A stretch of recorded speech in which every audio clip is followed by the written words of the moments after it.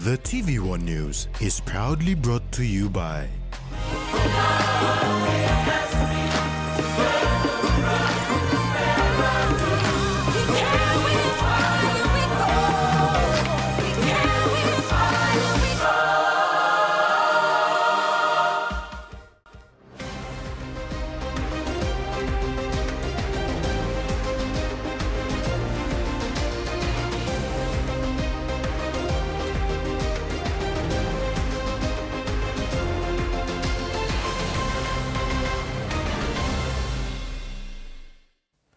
Hello and welcome. This is TVWAN News. I'm Carol Kiru Jr.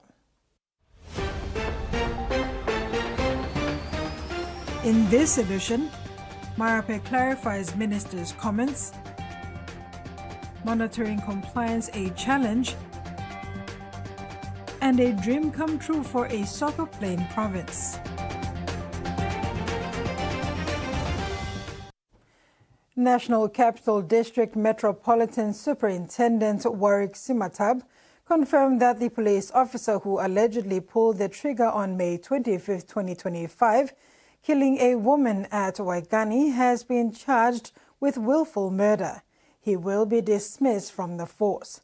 Simatab said the other two officers who were with him were released after a week in custody and may serve as state witnesses. Simatab said if credible evidence emerges implicating them as alleged offenders, they will be recalled and charged. Prime Minister James Marappa has addressed recent media headlines that misinterpreted statements made by the Attorney General and Minister for Justice Pila Niningi, clarifying that the comments were taken out of context. Reports suggest that Minister Niningi criticized Papua New Guinean judges, leading to concerns about the implications of corruption or judicial bias. In his response, Prime Minister James Marappa emphasized that Minister Niningi never accused or suggested that national judges are corrupt or biased. He stressed the importance of accurately representing statements made by public officials and maintaining the integrity of the judicial system in Papua New Guinea.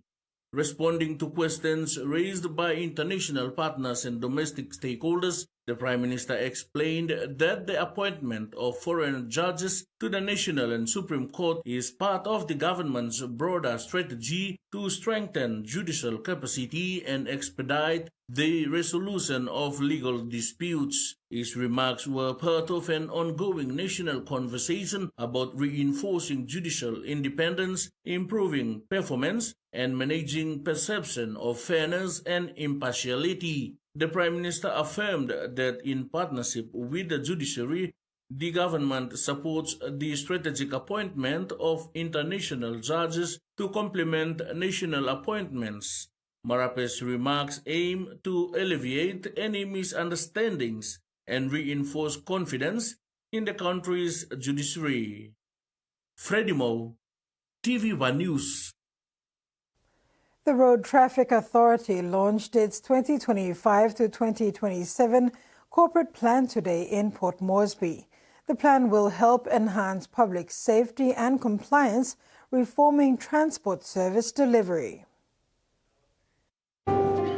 Minister for Transport Mickey Kayok launched the Road Traffic Authority corporate plan, which focuses on 5 main pillars: enhancing public safety and compliance, reforming service delivery, strengthening institutional capabilities, embracing digital and technological reformation, and delivering the best practice to customers. According to RTA Deputy Chairman Stephen Renewa, the plan is a blueprint that will drive the organization towards a future of innovation, transformation, sustainability, and effective customer service delivery. He said the RTA is prepared to implement this plan through dedication and effort. The launch was witnessed by key RTA representatives, Acting CEO John Avira, representative from the Royal Papua New Guinea Constabulary, including NCD and Central Commander Benjamin Turi, and NCD Metropolitan Superintendent Warwick Simatab. The RTA said under this plan, they aim to reduce road fatalities and traffic-related injuries, achieve over 90% compliance in vehicle registration and driver's licenses, and establish regional enforcement and customer service centers across the country. Transport Minister Kayok says the government expects the RTA to contribute meaningfully to government regulations, ensuring that compliance remains reasonable for citizens and businesses. The minister encourages RTA board and management to ensure that this document remains a living document that guides the decision of RTA. Tracy Pa, TV1 News.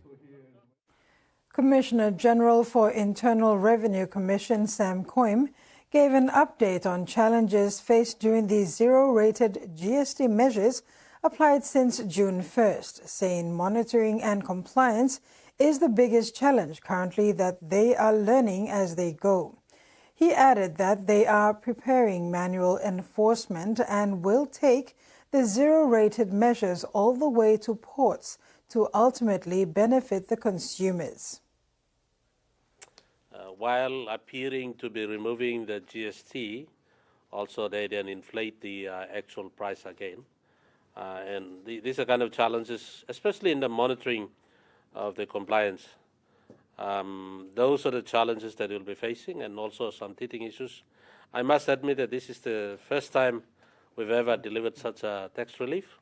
It's a tax office, so there will be a lot of learning in this process as actually preparing to do the manual enforcement, and that's why we're forging this relationship with ICCC and customs, especially the goods that are hitting our shores at the ports will also be zero-rated from that point onwards.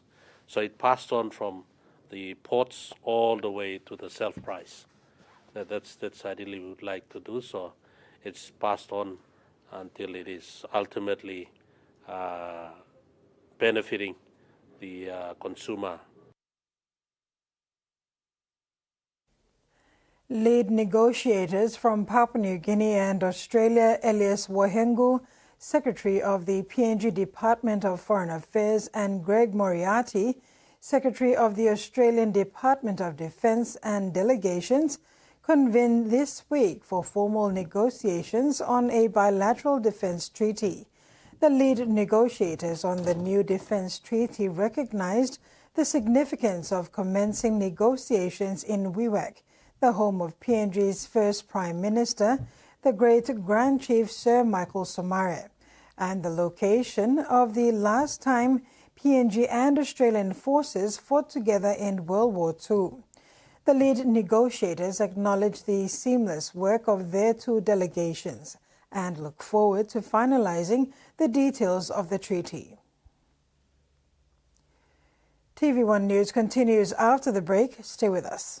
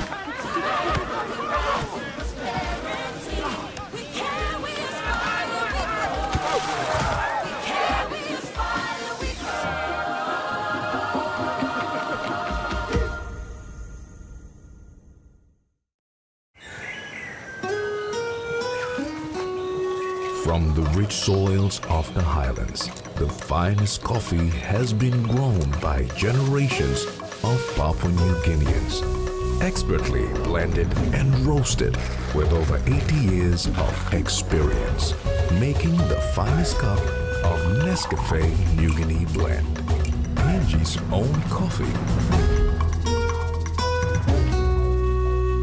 The Toyota JD Hi-Ace bus comes in 14 and 15-seater high-roof luxury model powered by 2.8 liters JD engine for optimal performance output, fuel efficiency and quietness, designed with improved safety features and easy maneuverability for tire steering angle. The Hi-Ace lift suspension and annular frame structure is opted for smooth ride, comfort and safety. Experience the ride on the Hi-Ace bus and experience the Hi-Ace pride, the bus that exceeds all expectations. PNG's favorite soft drink now in bottles. GoldSport brings you fresh, bold flavors in brand new 500ml bottles.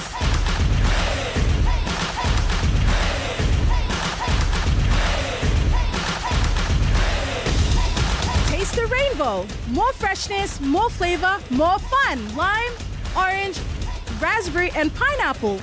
Proudly made in PNG. Proudly GoldSport. For Simon, life is simple. Dreams seem distant, yet hope remains.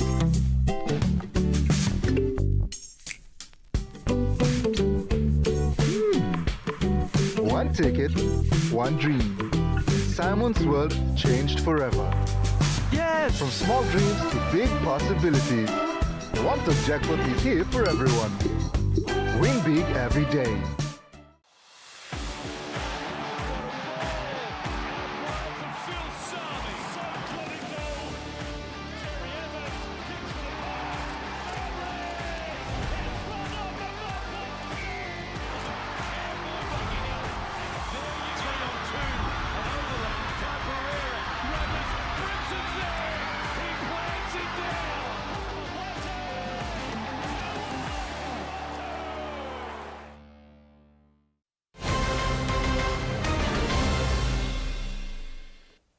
Welcome back.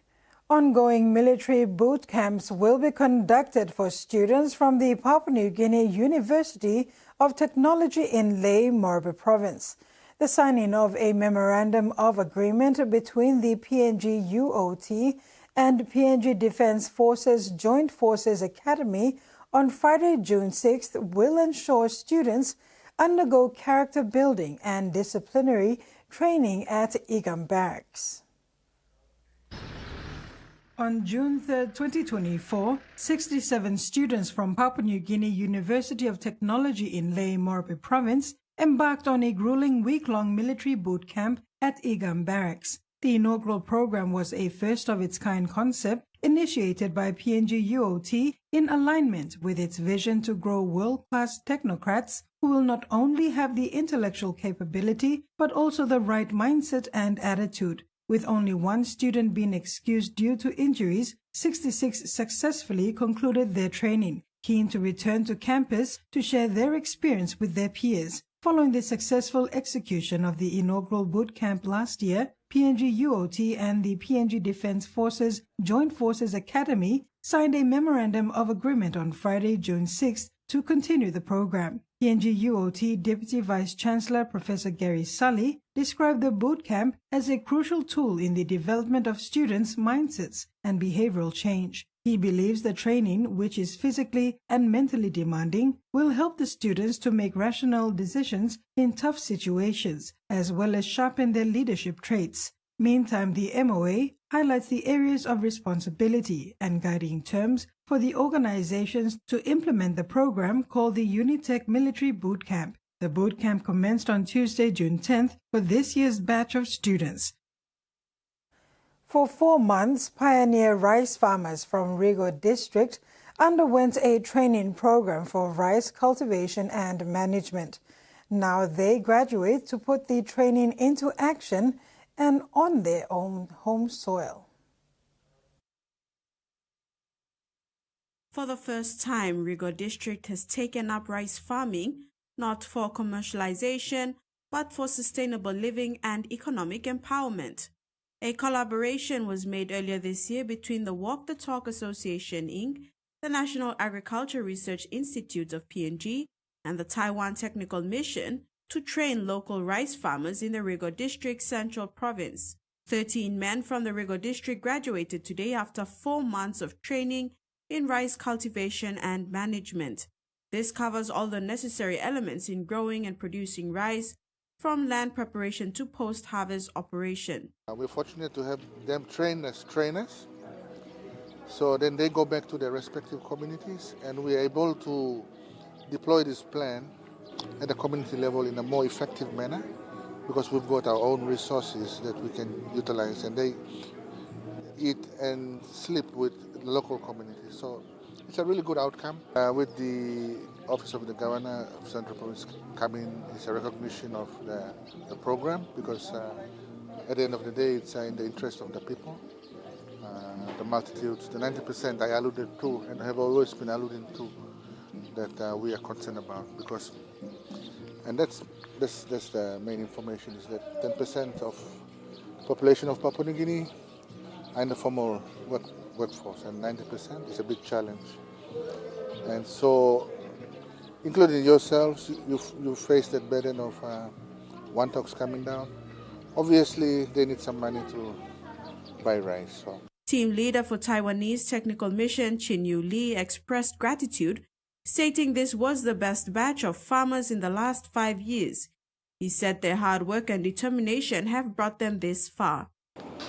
So this is a very good achievement I saw in last 5 years since we have training program and the rice seed project. You are the best in last 5 years I saw. Because the important is the funding and the facilitation, management, organizing most of the work for you come to here. Yeah, that is not easy work. Very, very rare, or to say only one in the country to do this kind of program for you. The next batch of Rigo farmers undergoing rice farming will be in July 2025. Walk the Talk Association shared that they aim to have 750 Rigo rice farmers in 5 years. Jasmine Erojak, TVWAN News. 27 participants of a 5-day financial literacy training of trainers and retail training recently graduated with certificates, equipping them with critical financial knowledge and practical training skills to promote financial inclusion across the country. The training was sponsored by the Department for Community Development and Religion and facilitated by the Center for Excellence in Financial Inclusion. The program, conducted from 2nd to 6th June, aimed to equip participants with critical financial knowledge and practical training skills to promote financial inclusion across the country. The 27 participants comprised student leaders from association groups, the Student Representative Council, and other groups who reside on the campus of the University of Papua New Guinea. The participants learned basic training techniques such as facilitating group learning, assessing group learning, and providing supportive resource materials to complement their learning sessions. Delivering the opening remarks at the graduation ceremony, Robinson Lanza, Deputy Director for Research and Community at UPNG, acknowledged a joint effort between the university, DFCDR, and CEFI in delivering the training. He praised the contribution of financial institutions including MyBank, Mama Bank, BSP, and the Investment Promotion Authority, and commended the trainees for their dedication. The participants were encouraged to apply what they've learned in their own lives and to champion financial literacy. Mary Stella Kelaton, TVWAN News. The government's Special Economic Zone Authority has approved a Special Economic Zone license for a landmark tourism investment for the Sea Park Development Project at Ella Beach, with an investment value of 2.2 billion kina. The authority says this is part of the national government's development initiative and is being driven by Richard Maru, the minister responsible for SEZ and the Ministry for International Trade and Investment. Designated and licensed as a tourism special economic zone, The CPAC development project is now home to a mixed-use development that includes luxury residences, commercial and retail centers, a 5-star international hotel, and a nature-integrated hilltop retreat. This transformative project is expected to create over 2,000 jobs during construction and about 700 full-time jobs for Papua New Guinean nationals after the completion of the project. It will also generate substantial long-term economic benefits through local business participation, tourism development, and government tax revenues in the 10 years tax break and after. Chairman of the Special Economic Zones Authority, Dr. Lawrence Asause, praised the project as a shining example of how the SEZ framework is unlocking Papua New Guinea's investment potential and accelerating economic diversification. We will do everything that we can to lure investment to ensure that this country grows in whichever way we can. And I'm happy to report that we have a 4 billion investment in the Paga Hill, and now we have 2.2 billion investment. Now these are people that come into this country and are willing to put their money in this country. And we're just not talking about some hundreds of thousands or a million. We're talking about massive amount of money being put into this country.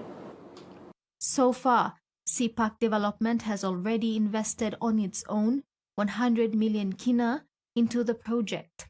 Chief Executive Advisor of the development says the granting of the license empowers them to elevate their mission of excellence, quality, and community by transforming their vision into a vibrant reality. At CPAC Development Limited, our mission has always been guided by a commitment to excellence, quality, and community. The granting of this CES license empowers us to elevate that mission by transforming our vision for a world-class residential, commercial, and tourism destination into a vibrant reality. The deepest thank you to the Special Economic Zone Authority for this tremendous opportunity, and we do not take this lightly.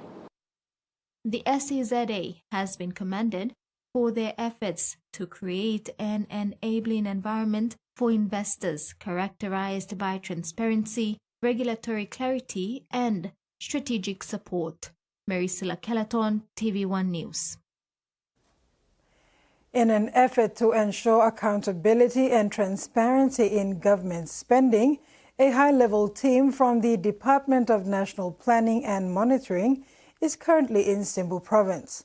They are assessing the status of development projects funded over the past 3 years. The monitoring exercise will help inform a national report to be presented by Prime Minister James Marappa. The Department of National Planning and Monitoring is undertaking a critical monitoring and evaluation exercise across Simbu Province. This interdepartmental effort aims to assess the status of development projects funded between 2022 and 2024, ensuring accountability and transparency across all 6 districts. The monitoring and evaluation team, led by Rose Raka, First Assistant Secretary of the Social Sector Division, is currently in Simbu to inspect projects funded through various sources, including the Public Investment Program, District Services Improvement Program, and the Provincial Services Improvement Program. So, the Prime Minister intends to report on the achievements in terms of what development has taken place throughout the districts and the provinces, and so or throughout the country. So, because a lot of money has come to the provinces and the districts, so it's important that report also goes back, so Prime Minister at least has tangible things that they can report on what has actually been financed out of all those project funds that have been allocated between these 3 years that we are talking about. The findings from Simbu will feed into a national report being prepared for Prime Minister James Marappa, detailing how development funds were utilized across the country. This review supports the government's goal of providing tangible evidence of service delivery outcomes.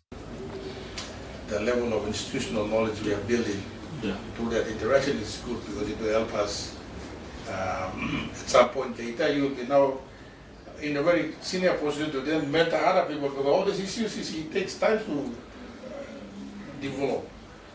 And for you to come and have hands-on experience and also running into and sitting down, it's that when you look at it collectively over 30, 40 years of experience you have exposed to. Simbu Provincial Administrator John Punde emphasized the importance of aligning institutional structures with evolving government priorities like climate change and the need for stronger collaboration across all levels of administration. The MNE mission continues across all 6 districts in Simbu with recommendations to support improved planning and delivery of public services. The findings will be crucial for the government's upcoming national report showcasing development efforts under Prime Minister Marappa's leadership. And now for the finance news. The kina closed unchanged at $0.2433 US in the interbank market. At Bank South Pacific, our kina was buying $0.2358 US, $0.3598 Australian dollars, $0.1971 euro, and 33.66 Japanese yen. Looking at commodity prices at New York close. Gold, cocoa, and crude oil closed higher, while coffee, copper, palm oil, and copper closed lower. And on the stock market, the Dow Jones closed lower, the ASX closed lower, and all ordinaries closed lower as well. You're watching TV1 News. We'll have news from abroad when we return. Stay tuned.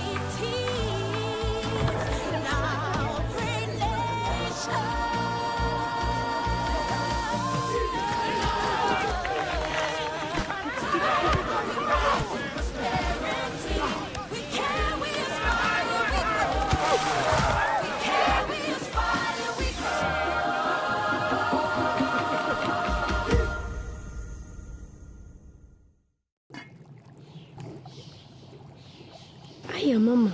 You wait then, but me add him special flavor. Put in more flavor, put in more taste. Magic Kakaru, get up a big smile on face. Time for Kim chicken, a great kumutu. Sip, sip, the mumu, yes, magic on you.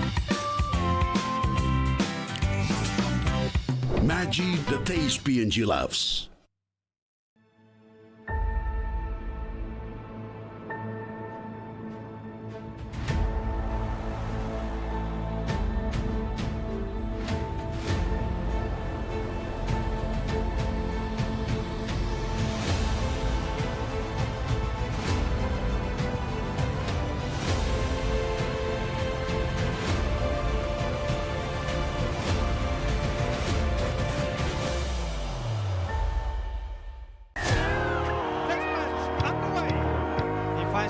Johnston with some room to move. Alex Johnston, he kicks it again. This should be a try. Alex Johnston's in. It's an unstoppable rush. Taking that extra mile, pushing beyond the limit, and making it happen. Fueling the passion for rugby and empowering the next generation. Feel the power. The PNG LNG project has now generated more than 30 billion kina for Papua New Guinea since production commenced. Nearly half of this amount has been paid as tax. Equity distributions are paid to KPHL and MRDC based on the interest they hold. Tax is paid to the IRC, while development levies and royalties are paid to DPE. For more information on direct and indirect benefits, visit PNG EITI's website.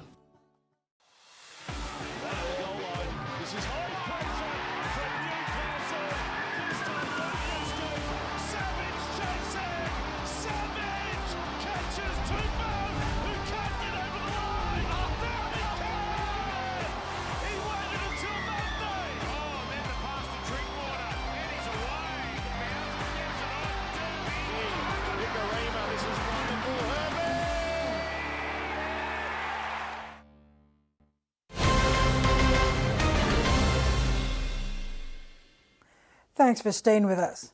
A woman who allegedly lured people from Papua New Guinea to Australia with the promise of fully funded scholarships has been charged with human trafficking.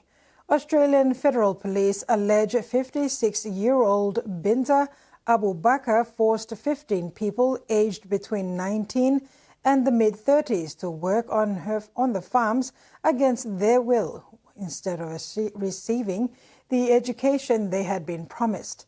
Police allege she also forced the group to live in oppressive conditions, including some in shipping containers.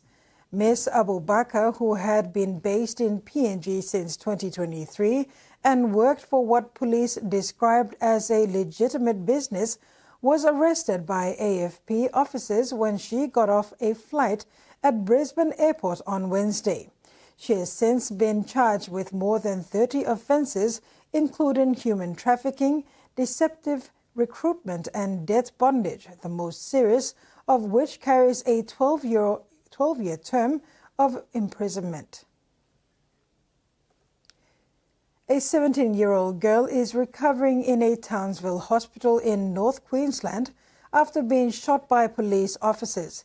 It's the second police shooting in the city this year, and advocates are calling for more to be done to protect young people. A suburban Townsville hotel turned into a crime scene. It was a very, very challenging situation for the officers to be put in. 3 officers were called to reports of a girl making threats.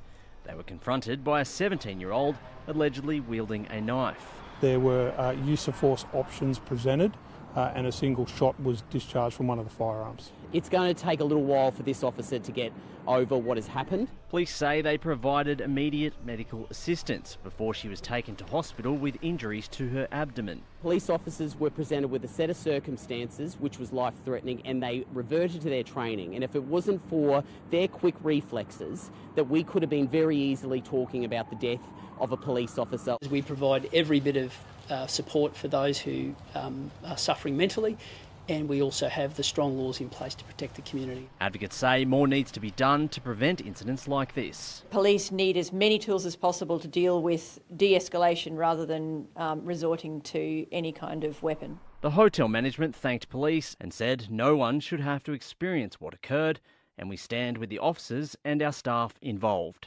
This is the second police-involved shooting in Townsville this year. Police have described the incident as sad for everyone involved. They say they're supporting the officers who attended the incident and have reached out to the family of the girl to offer help. What they had to deal with yesterday was extraordinarily harrowing. Investigations continue. The country Liberal Party government says the move will improve personal safety and give Territorians lawful tools to protect themselves if needed. A red-hot plan to combat crime, the government announcing a 12-month trial of their latest weapon against antisocial behaviour.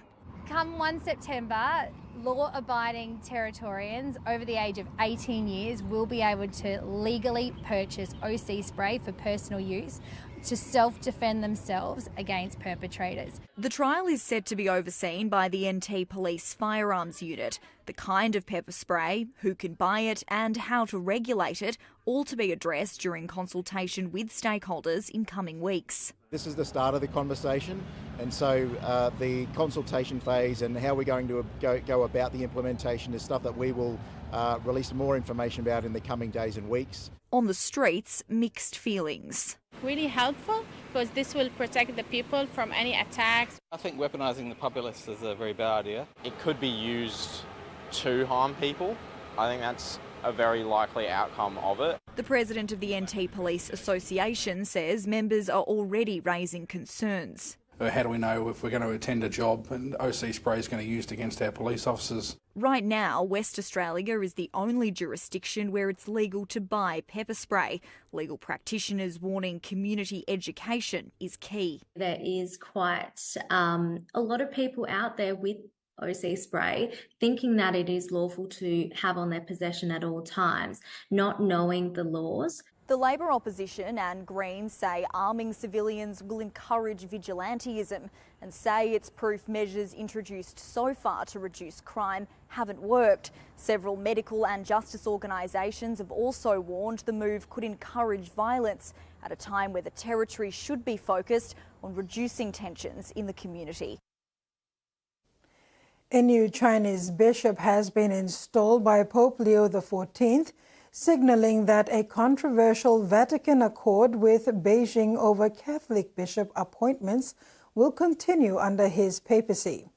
Bishop Joseph Lin Yuntuan, 73, was appointed as an assistant in Fuzhou, the capital of Fujian province.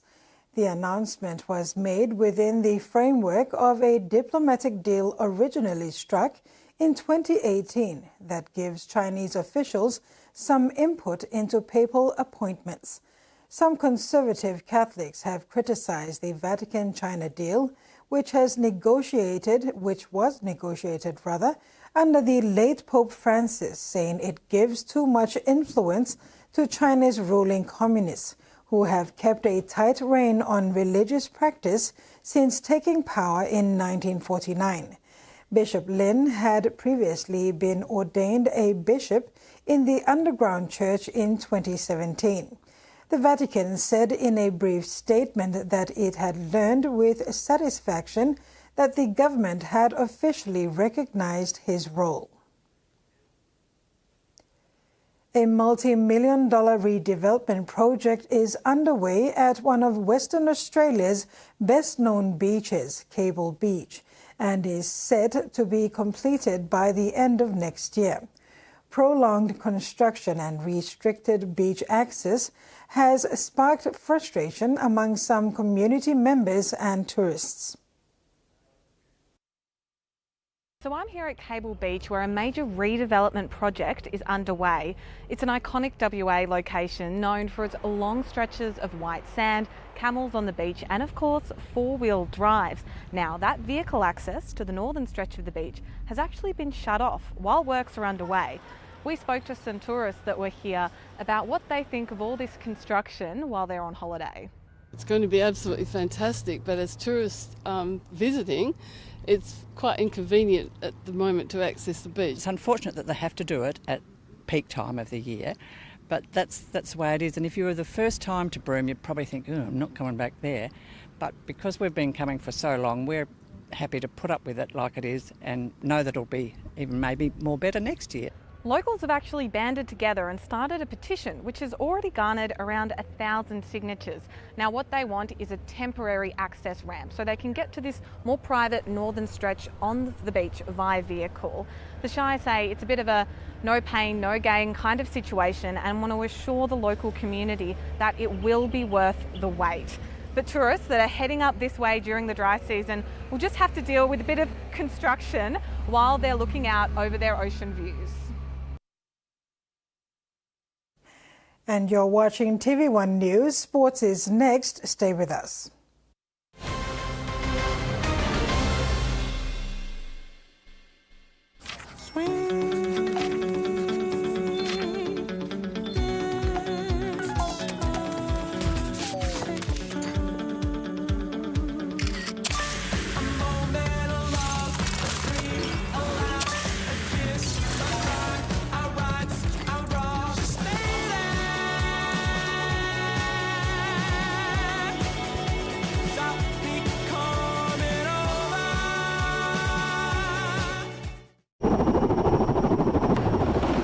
Rugby league is a powerful force that unites Papua New Guinea and develops our youth.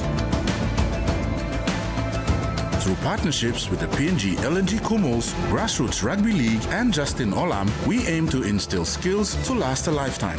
I'm community blue. When it's on you welcome, I'm a community. You must also community. When we invest in people, we invest in tomorrow's possibilities.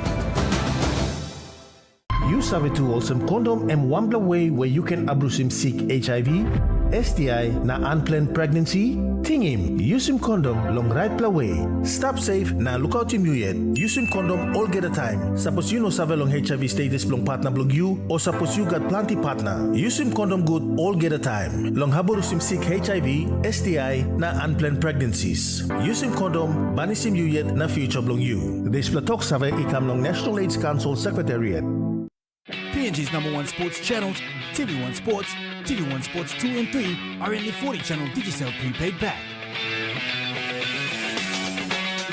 With a spin with a shot, it is a rocket!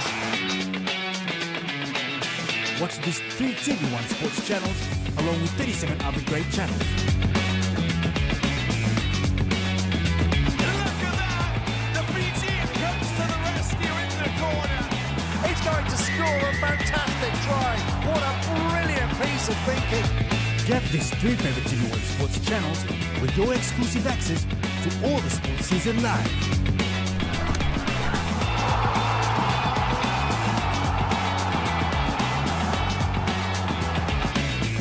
Don't miss out. Stay up to date and watch all the action. Subscribe now on the 40-channel Digicel prepaid pack for 1, 7, 40 or 30-day plan and enjoy the 40 channels of world-class entertainment and live sports. Dial *515# to subscribe now. Digicel TV. More channels, more choice, more value. Zach Lomax put in the first try for New South Wales tonight.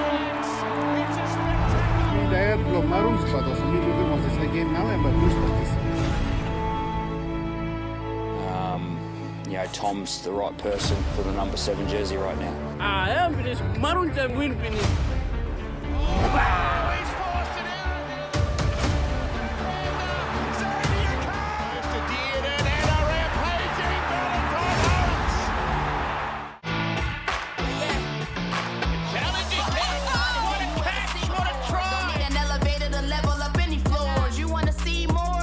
Show you. She's got try number 11. What I've gone through. Hard work had to make it to the top.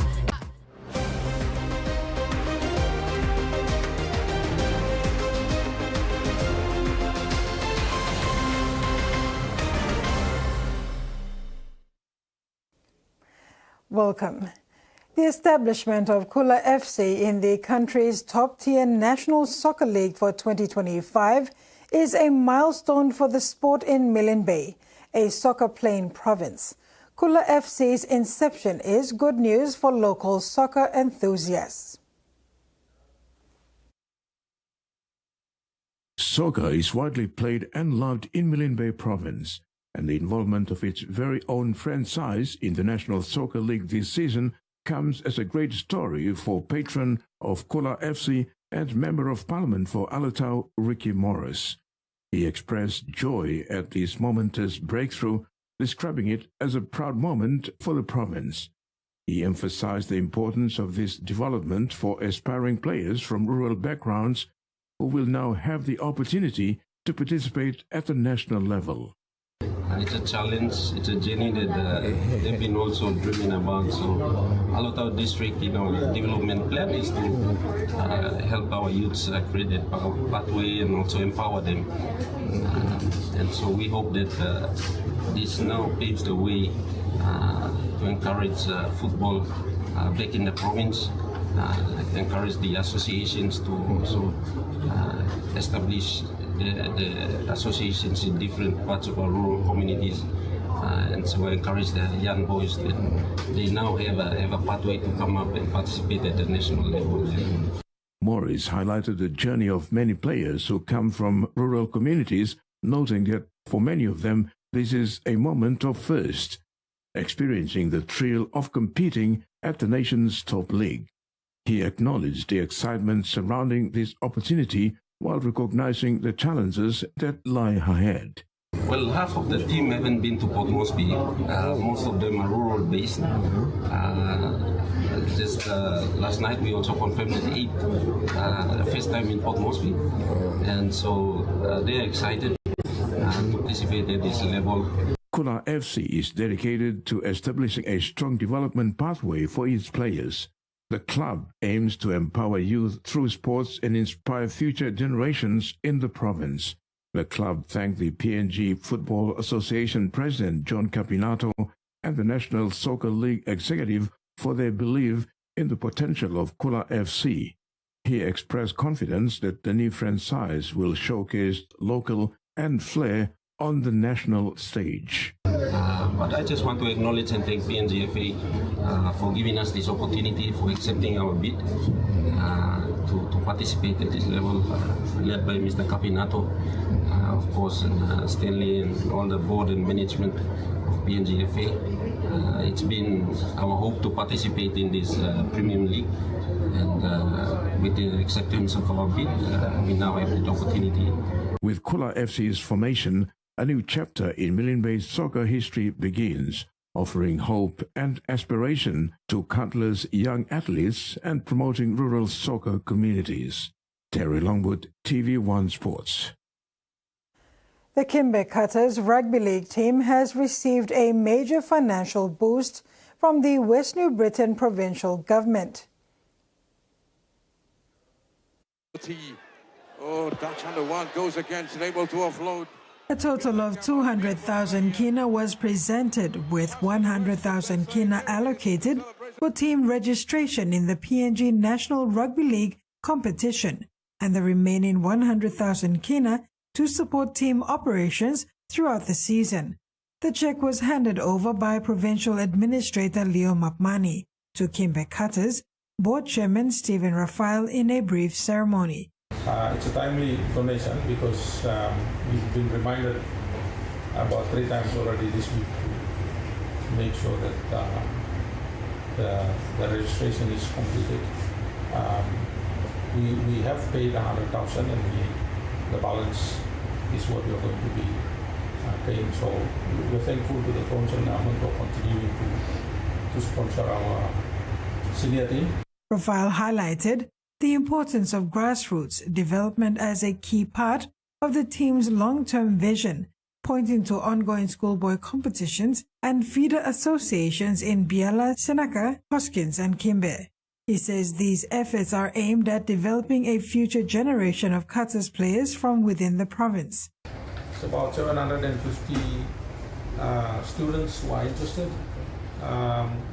When we're running a couple of divisions from 15, under 15, under 17 boys, under 19 boys, and open girls. So there's a total of 8 schools from within Kimbe area that are interested. And the reason why I'm talking so much about the school kids is because they are the pathway that will develop into Kimbe Cutters, and obviously they will be able to sustain our team in the future. With over 750 students showing interest and matches set to kick off across 4 fields, the Cutters are banking on this initiative to build a strong talent pipeline and ensure the future of rugby league in West New Britain remains bright. Despite being outside the regular PNG Hunters starting lineup in 2025, Simbu Sensation Joshua Mire is optimistic about earning a call-up back to the Hunters. Currently, Mire is contracted to the East New Britain Couriers for this season, but is an integral part of the Hunters system, putting in the effort at training week after week. Last year, Joshua Mire was impeded by a series of injuries, limiting his appearances to just 5 games. However, he is committed to training and on weekends is competing for the East New Britain Couriers to maintain his match fitness while continuing to hone his skills. With strong competition within the Hunters squad, Mire keeps a positive outlook, believing that a call-up is on the horizon.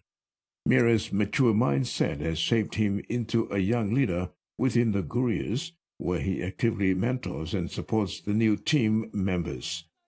The former Lace Next Tigers 5'8", is also pleased to be training under former Hunters assistant coach Warto Puara Jr., which has significantly enhanced his game.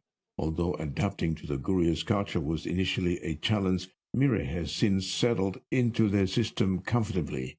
He remains confident that if he continues to perform well with the Couriers, a return to the Hunters 17 could be just around the corner.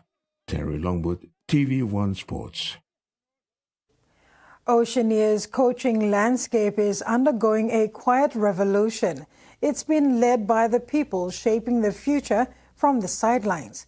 A 4-day intensive course in Port Moresby, Papua New Guinea, brought together some of the region's brightest coaching minds, all with one goal: to raise the standard of coaching across Oceania. Aimed at enhancing the delivery of OFC C license coaching courses, it struck a balance between theory in the classroom and hands-on sessions on the pitch. It also included training on conducting assessments, expanding the capacity of member associations to run their own C license courses independently. OFC Head of High Performance and Education, Owen Prosa, took on a major step forward in coach education across the Pacific. Around 150 accredited OFC coach educators across the region, who he said needed upskilling. During the training, 16 individuals were equipped to deliver and assess C license courses. Prosa and Tracy Cunnington, OFC Education and High Performance Administrator, supported the delivery alongside regional educators Annabelle Rayo from Fiji and Margaret Aka from PNG. The course focused on improving the experience for players across the Pacific. Reflecting on the course, Prosa was impressed by the participants' growth and commitment. He praised the educators' ability to juggle practical coaching delivery with leading reflective discussions. Susan Oreape, TV1 Sports. The Southern Sydney Derby is set to reignite when the Sharks host the Dragons in the opening game of round 15 of the NRL clash this evening. Both teams are coming off losses from last week. Played 98 games.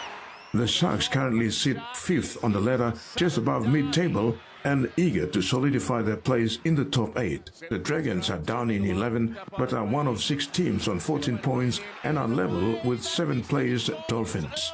The clash between the two rivals is always hotly contested. However, Cronulla have had a better of the rivals in recent times. The Sharks have claimed 9 straight and 11 of their last 12, while the St. George Illawarra haven't won at the Sharks Stadium. Rolando Mulitalo returns from suspension on the wing, so Mehene Hiroti pushes into the centres to replace KL Iro. Toby Rudolph remained in the squad when it was cut to 19 on Wednesday, as he nears a return from a syndesmosis. Van Holm's absence sees local junior Nick Chubranis make his NRL debut at centre, while Tyron Sloan returns on the wing in place of Christian Tuipulatu. Emery Kula will start at prop after being 18th man against the Dolphins, and Luciano Leilua starts in the back row in place of Raymond Faitala Marina. Hemi Sele is the new face on the bench in his first NRL game since round 23 last year. Terry Longwood, TV1 Sports. And finally, New South Wales 5'8" Mitchell Moses has been ruled out of Origin 2 at Perth's Optus Stadium next Wednesday night after suffering a calf injury at training.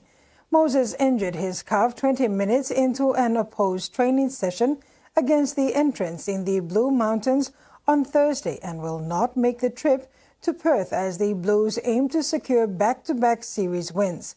The Eels star will undergo scans to determine the extent of the injury. The Blues are yet to name a replacement for Moses, but Bulldogs 5'8" Matt Burton is already in the squad as 18th man, while West Tigers playmaker Jerome Luai is another option. Luai played all 3 matches of last year's series, partnering Cronulla's Nico Hines in the opening game and Moses in Origin 2 and 3. He has a strong relationship with Blues halfback Nathan Cleary, playing alongside him in the junior grades at Penrith before the pair won 4 consecutive NRL premierships together. Canterbury winger Jacob Perez trained with the Blues for the first time after being called into the New South Wales camp, while Brown Toho battles to overcome a hamstring niggle. Toho trained away from his teammates and performed stretching and movement exercises on a field adjacent to Blues training ground at Blue Mountains Grammar School. Tor has navigated a hamstring injury throughout the first 3 months of the season, spending 2 separate stints on the sidelines. While the latest niggle cast a cloud over his fitness for next week's Origin clash, the Blues expect him to train on Saturday and are confident he will be cleared to take his place before the team's departure for Perth. Terry Longwood, TV1 Sports. And that's all we have for this sports segment. Now for the weather forecast.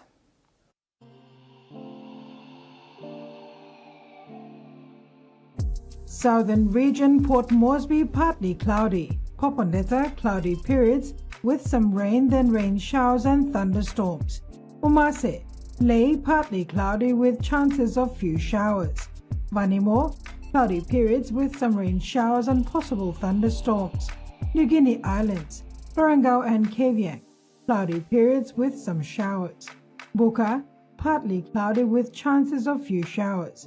Highlands, Mendi, Tari and Wabig, cloudy periods with heavy rain, then rain showers and possible thunderstorm. Ocean forecast, Coral and Bismarck seas smooth to slight with east to southeast winds of 5 to 15 knots. Solomon Sea slight with northeast to southeast winds of 10 to 15 knots. Pacific Ocean, sea slight to moderate with northeast to southeast winds of 10 to 20 knots. And coastal waters, waters of southern PNG and Indonesian border to Daru, Iwai Island, Kermai, Yule Island, Hood Point to Samarai, seas 0.5 to 1.5 meters, and waters of New Island and Bougainville, seas 1 to 2 meters.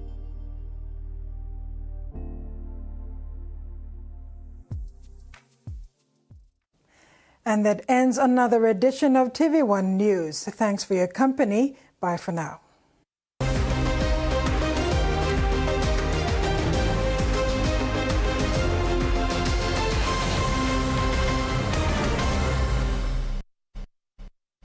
The TV1 News was proudly brought to you by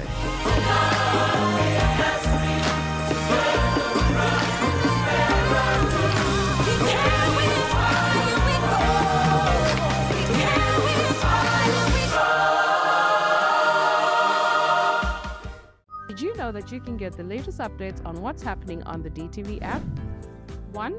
Open the DTV app. 2. Go to the profile on the upper right-hand corner of your screen and scroll down to push notifications. 3. Turn it on and you're good to receive notifications on the latest sports, TV series, and movies. DTV, your TV on the go.